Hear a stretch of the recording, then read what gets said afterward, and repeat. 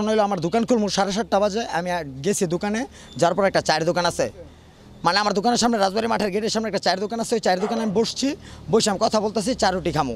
এমন টাইমে পিছ থেকে বড় একটা অটো আসছে, আইসা আমার কী করছে, এলো পাতালি কোপ, আর 6-7 জন হাতে অস্ত্র পিস্তলও ছিল অটোর ভিতরে।